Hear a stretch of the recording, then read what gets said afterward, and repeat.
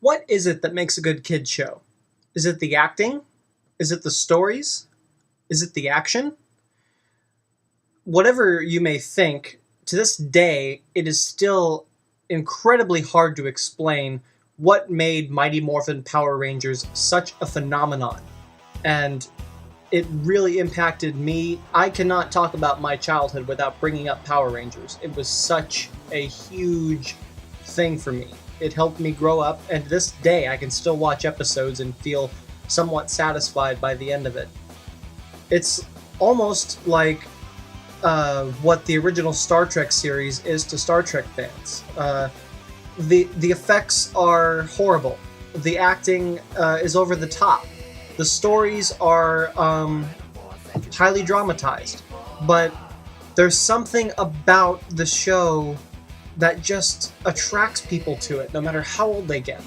And it's the same thing with Mighty Morphin Power Rangers. It's just there's something about the show that where it's just happened at the right time with the right people, and just everything clicked.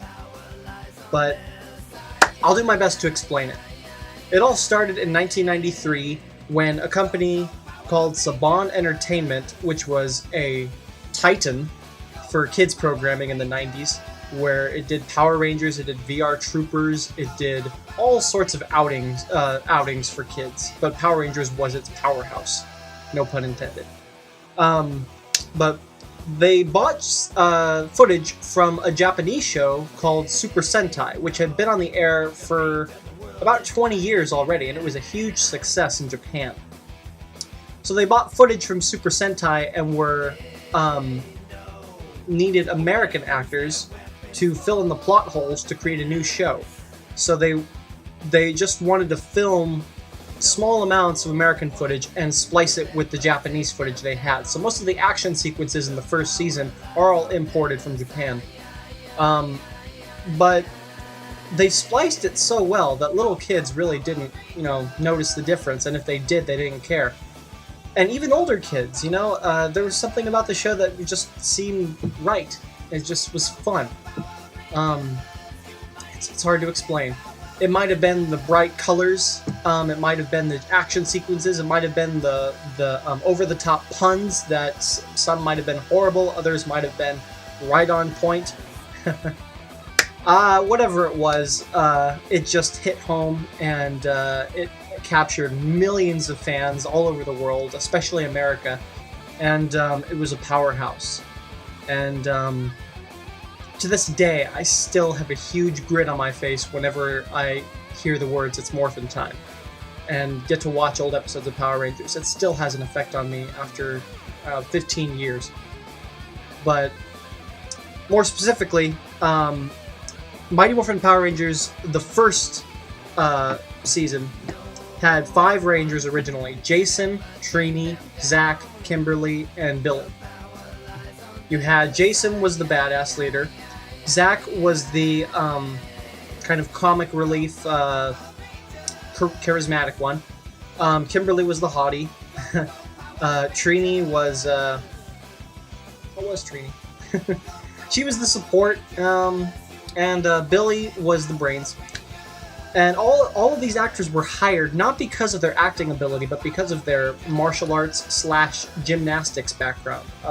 David Yost and Amy Jo Johnson, Billy and Kimberly, were hired for their gymnastics background, while Austin St. John, Thuy Trang, and Walter Emmanuel Jones, Jason, Trini, and Zach were hired for their martial arts backgrounds.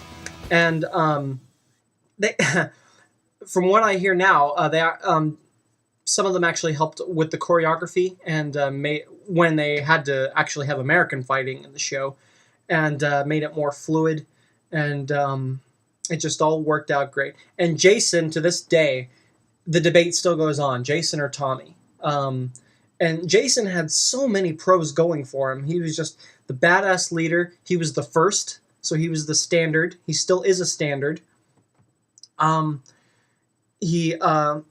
His key eyes were always loud, aggressive, and cool, and he just would lead his team and mean it. And then you have Tommy, who comes on, and the evil Green Ranger miniseries and probably one of the greatest miniseries in a kids show ever.